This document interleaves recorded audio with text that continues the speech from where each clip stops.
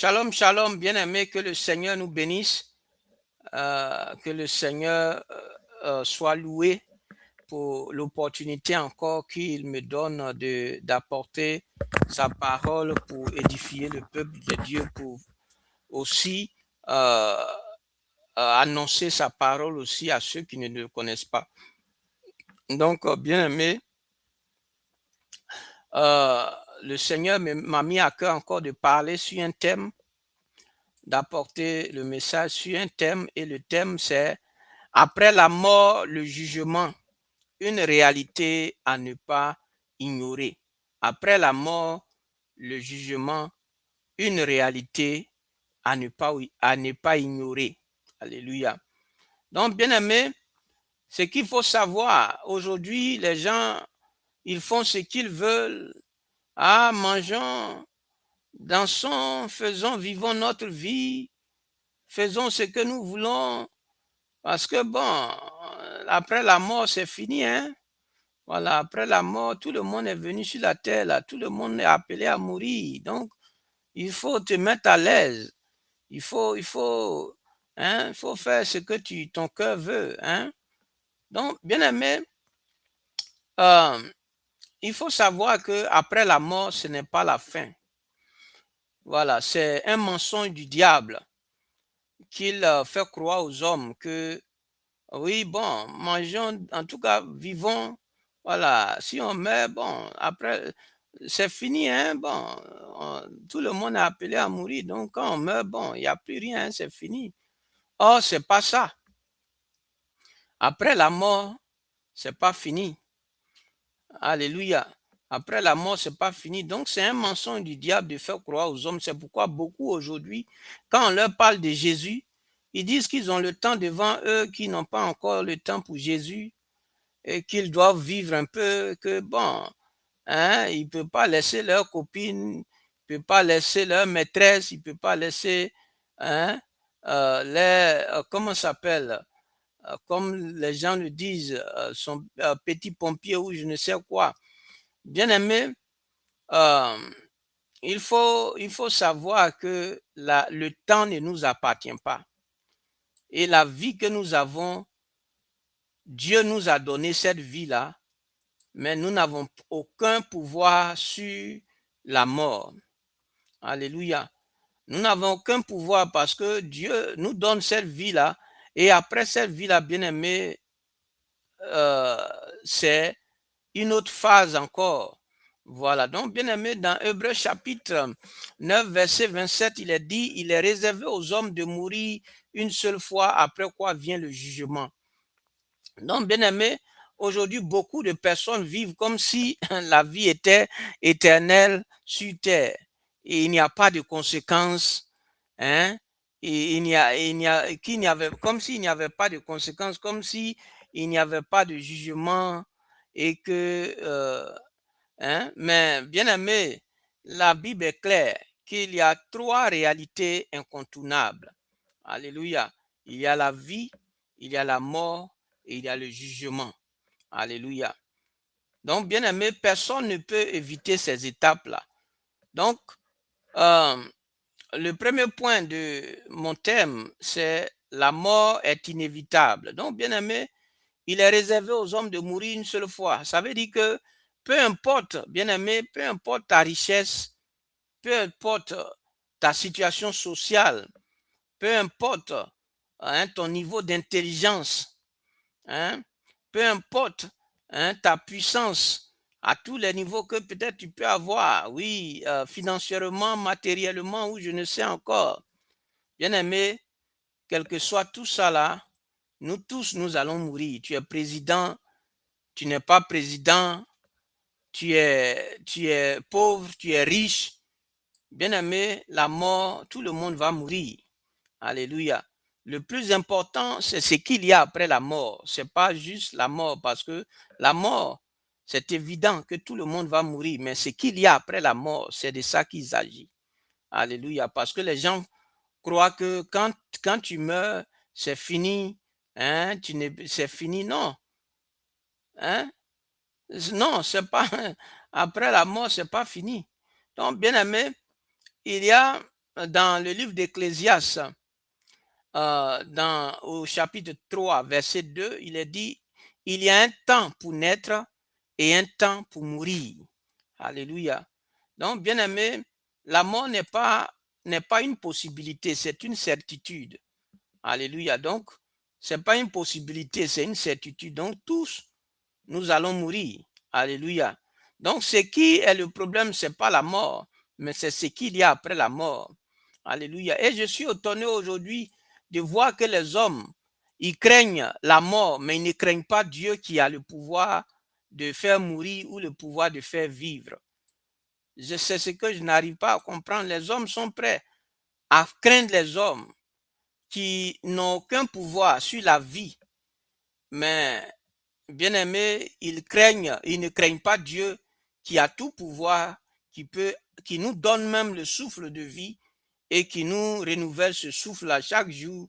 Quand nous nous réveillons, nous pensons que c'est par nos propres efforts que nous sommes réveillés. Pourtant, beaucoup sont allés au lit et ils ne se sont pas réveillés le matin. Donc, bien-aimés, il faut savoir que la vie, là, c'est Dieu qui tient cela. Et c'est Dieu seul qui a le pouvoir d'arracher le souffle de vie de l'homme. Alléluia. Et même, comme on le dit, le diable peut vouloir t'anéantir, mais la parole de Dieu est claire. Que rien dans Lamentation chapitre 3, il a dit, rien n'arrive sans que l'Éternel ne l'ait ordonné. Donc, tout ce qui se passe, Dieu est au courant, Dieu sait. Quelque chose ne peut pas arriver sans que Dieu ne l'ait permis que ça puisse se passer. C'est ce que la parole de Dieu nous dit. Alléluia. Donc, bien aimé, ce n'est pas forcément Dieu qui a fait que c'est arrivé, mais Dieu peut permettre que ça arrive. Alléluia. Donc, bien aimé, le deuxième point dont je voudrais parler, c'est après la mort, le jugement. Donc, après quoi vient le jugement? Donc, bien aimé, la mort n'est pas la fin, comme je l'ai dit, c'est un passage. Alléluia. La mort n'est pas la fin, c'est un passage. Donc, toi qui crois que la mort, quand tu meurs, là, c'est fini, là, c'est pas fini. Après la mort, là, c'est pas encore fini. Alléluia. Donc, je ne suis pas venu pour parler de ce qui va se passer. Bon, je veux dire, ce qui va se passer après la mort, c'est le jugement. Mais une étude où je vais dire un thème, développer le thème sur tout ça, c'est pas, c'est tout un, je dois dire, un thème qui est assez vaste à traiter. Mais ce n'est pas ça pour aujourd'hui. Bien aimé, c'est le thème là que j'ai donné. Donc, après la mort, bien aimé, il y a le jugement. Donc, après la mort, ce n'est pas la fin, c'est un passage. Donc, après la mort, tu te tiens devant Dieu. Alléluia. Donc, quand tu vas mourir là, tu vas aller retrouver Dieu que tu as refusé sur la terre là, à qui on t'a parlé de lui et puis tu n'as pas voulu l'accepter là. Tu vas aller répondre là-bas.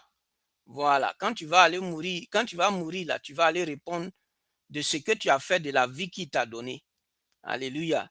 Donc, tu vas rendre compte. Nous tous, nous allons rendre compte. Alléluia. Si on n'a pas fait ce que Dieu nous a demandé et qu'on a vécu comme on le voulait, lorsqu'on va mourir, bien aimé, ce sera le temps où Dieu va nous juger, où Dieu va nous demander compte de ce que nous aurons fait, de la vie qu'il nous a donnée sur la terre. Donc, bien aimé, la mort n'est pas la fin, c'est un passage. Donc, après la mort, bien aimé, après la mort, tu te tiens devant Dieu, ta vie est examinée, tes choix sont révélés. Alléluia. Donc, ceux qui pensent que la mort, c'est la fin de tout, là, non. Bien aimé, ce n'est pas la fin de tout. Voilà. Ce n'est pas la fin de tout. Parce qu'il y a eu beaucoup de témoignages des personnes qui sont mortes plutôt, et qui sont allées, qui sont venues et qui ont dit ce qu'ils ont vu. Il y a plein de témoignages comme ça. Donc, il faut voir ces témoignages-là, des personnes que Dieu a ramenées en vie pour témoigner de ce qui les attend après la mort. Alléluia. Donc, Dieu a envoyé, Dieu a fait grâce. Dieu est tellement amour, il nous aime tellement qu'il ne veut pas que nous puissions périr à l'enfer. Il veut que nous puissions être sauvés. Et c'est pourquoi même quand des personnes meurent, il permet que des personnes puissent mourir, puisque c'est lui qui a le pouvoir de donner la vie ou aussi de donner la mort, parce qu'il est Dieu.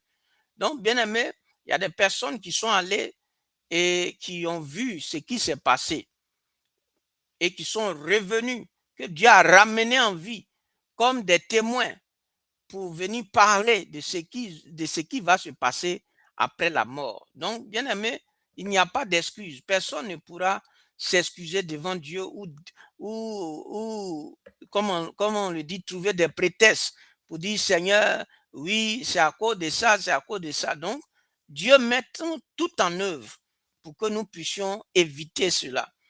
Mais si tu ne veux pas et que tu fais ce que tu veux, bien aimé, tout ça, Dieu va utiliser toutes ces personnes-là qui sont venues parler de ce qu'il y a après la mort, bien aimé, pour avertir les hommes.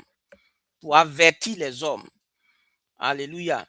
Donc, bien aimé, ce qu'il faut savoir, dans Apocalypse chapitre 20, verset 12, les morts furent jugés selon leurs œuvres. Alléluia. Les morts furent jugés selon leurs œuvres. Donc, il y a un jugement qui attend tous ceux qui meurent. Alléluia.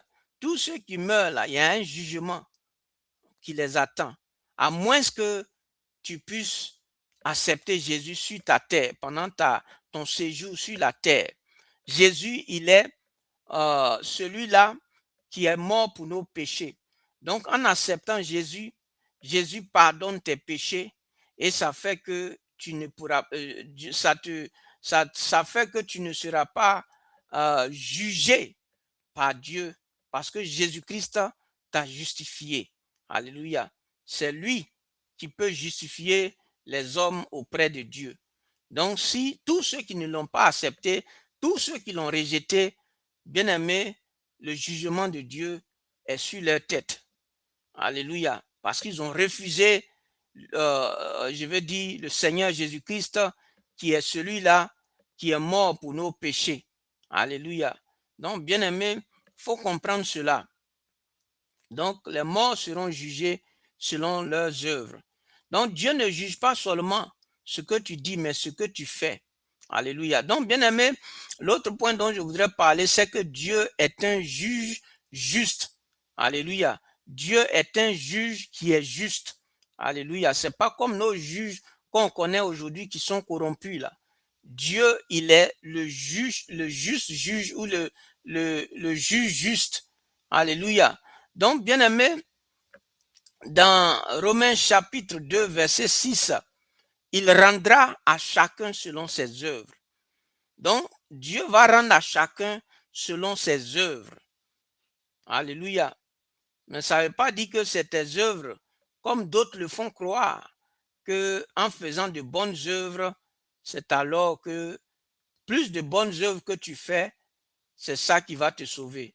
C'est un vrai mensonge. Ça, c'est un mensonge du diable. Tes œuvres ne peuvent pas te sauver. Alléluia. C'est le Seigneur Jésus-Christ qui est mort pour les péchés des hommes. Et il est le seul à sauver les hommes. Donc, il n'y a pas d'autre nom. Il est le seul nom qui peut te sauver. Il est la seule personne qui peut te sauver. Alléluia. Donc, c'est lui qu'il faut accepter. Alléluia. Donc, bien aimé, Dieu rendra à chacun selon ses œuvres. On peut voir cela dans Romains chapitre 2, verset 6. Donc, bien aimé, Dieu est juste. Il est impartial. Il est parfait. Donc, bien aimé, il voit ce que les hommes voient. Il voit ce que les hommes voient. Ce qui est caché. Donc, Dieu voit tout. Pour dire que Dieu voit tout. Alléluia. Dieu voit tout ce qui se passe. Tout ce qu'on fait, même si tu es dans une chambre noire en train de faire des choses que personne ne t'a vu, il faut te dire que Dieu qui est dans les cieux, là, il t'a vu. Alléluia. C'est pourquoi, au dernier jugement, tu n'as pas dit, ah non, Dieu, je n'ai pas fait ça. Il va sortir vidéo. Il va sortir le film de ce que tu étais en train de faire. Alléluia. Il va sortir le film. Donc, il n'y a personne qui peut dire qu'il va se cacher devant Dieu. Tout le monde n'est pas caché. Tout le monde est à nu et à découvert devant Dieu. Donc, quel que soit ce que tu peux te cacher pour faire, Dieu te voit. Alléluia. Donc, bien-aimé, Dieu amènera, dans Ecclésiaste chapitre 12, verset 14, Dieu amènera toute œuvre en jugement. Donc, tout ce que les hommes auront fait, Dieu va amener cela en jugement. Alléluia. Donc, bien-aimé, comme je l'ai dit, rien n'est caché au devant de Dieu. L'autre point dont je voudrais parler, bien-aimé, c'est le danger de vivre sans y penser. Alléluia. Le danger de vivre sans penser à l'éternité, à ce que quand tu meurs là, c'est pas fini. Alléluia. C'est là même ça commence encore. Ceux qui pensent que après la mort c'est fini là, hein, il faut te détromper. Alléluia, il faut te détromper. C'est un passage. Alléluia. La manière, quand tu voyages, tu fais escale là. C'est comme ça. Donc, la mort te permet de faire escale, c'est-à-dire, je veux dire, de faire un passage, comme si, par exemple, tu voyageais et puis tu passes dans une ville, voilà, et puis tu t'en vas dans ta ville où tu dois aller. Donc, la vie, là, c'est un passage. Alléluia. La vie dans laquelle nous sommes aujourd'hui, c'est un passage. Donc, quand on meurt, on passe et puis on s'en va là dans notre destination. Et donc, la destination, c'est l'éternité. Or, l'éternité, soit tu la vis avec Dieu, oui, ou soit tu la vis avec le diable à l'enfer. Alléluia. Donc, bien aimé, mais avant qu'il y ait l'enfer, il y aura un jugement. Alléluia. Donc, bien aimé, le danger de vivre sans y penser.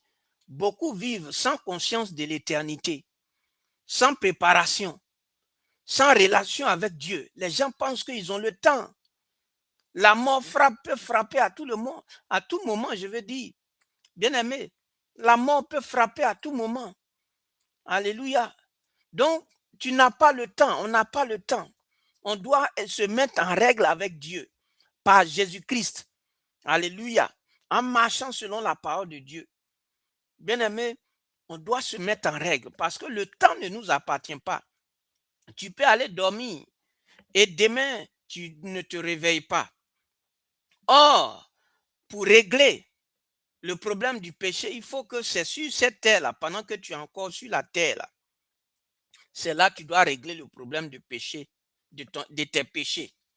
Et c'est Jésus-Christ seul qui peut régler ce problème-là. En l'acceptant comme ton Seigneur et Sauveur personnel, il efface tes péchés devant Dieu et il te justifie devant Dieu. Alléluia. Donc, bien aimé, beaucoup pensent qu'ils ont le temps et le lendemain, on te dit, il y a des personnes même à qui on parle de Jésus. Ah, pardon, je n'ai pas le temps. Hein? Il y a un pardon, il faut me donner prochainement. Oh, tu ne sais même pas si tu vas tomber même. Tu vas piquer une crise et puis tu vas tomber à l'instant même.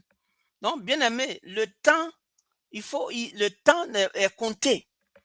Le temps de l'homme est compté. Donc, quand l'opportunité t'est donnée d'arranger ta vie, de mettre ta vie en règle avec Dieu par Jésus-Christ, il faut le faire. Tu n'as pas le temps. Parce que le temps ne nous appartient pas. Ceux qui sont morts là, il y a beaucoup qui ne s'attendaient même pas à mourir. Ils s'attendaient, ils ont fait tous les projets possibles. Ils ne s'attendaient même pas qu'ils allaient mourir parce qu'ils ont tellement de projets dans la tête qu'ils n'ont même pas pu faire et ils sont morts. Donc, pour dire que la vie, là, nous n'avons aucun pouvoir sur la mort et sur la vie. Il n'y a que Dieu seul qui a ce pouvoir-là. Donc, quand Dieu te donne le temps de vivre, c'est l'opportunité qu'il te donne de te mettre en règle avec lui, en acceptant Jésus-Christ comme ton Seigneur Sauveur personnel, comme celui-là qui est mort pour tes péchés, pour mes péchés et pour les péchés de tous les hommes. Alléluia. Donc, bien aimé, il faut comprendre ça. Il faut comprendre ça avant qu'il ne soit trop tard. Alléluia. Donc, bien aimé, d'autres sont là sans préparation, sans relation avec Dieu. Ils vivent leur vie. Ils disent qu'ils n'ont pas le temps. Bien aimé, c'est très dangereux. Parce que tu ne sais pas si la nuit même ne va pas te trouver. Parce que tu ne sais pas. Tous ceux qui sont morts, personne n'a su qu'il allait mourir.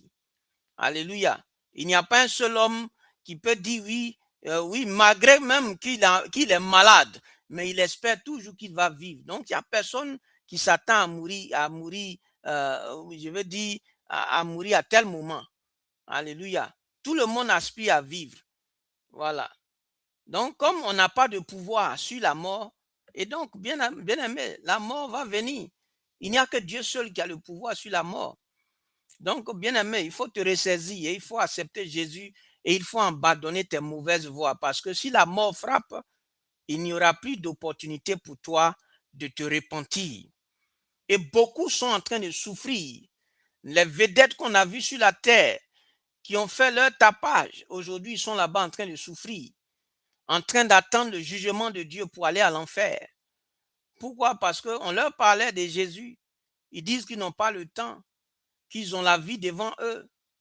Et aujourd'hui, ils regrettent, comme ça a été le cas du riche et de Lazare. Hein? Du riche et de Lazare. Donc, bien aimé, il faut comprendre ça. Il faut comprendre ça. Maintenant, comment se préparer au jugement? Bien aimé, il faut te repentir. Il faut te repentir. Il faut te repentir. Demander pardon à Dieu. Accepter Jésus. Demander pardon au Seigneur Jésus-Christ afin qu'il pardonne tes péchés. Il pardonne nos péchés et qu'il nous lave par son sang. Se repentir. Deuxième point, accepter Jésus. Si tu n'as pas encore accepté Jésus, il faut l'accepter. Il faut vivre une vie droite selon la parole de Dieu. Voilà, il faut t'éloigner du désordre. Il faut vivre selon la parole de Dieu. Il faut craindre Dieu. Voilà, il faut craindre Dieu. Il faut marcher dans la foi et dans l'obéissance à Dieu. Donc, bien aimé, je vais m'arrêter là. Je vais m'arrêter là pour dire que ceux qui croient qu'après la mort, c'est fini, ils se trompent. Après la mort, ce n'est pas fini. Alléluia. C'est juste un passage. Alléluia.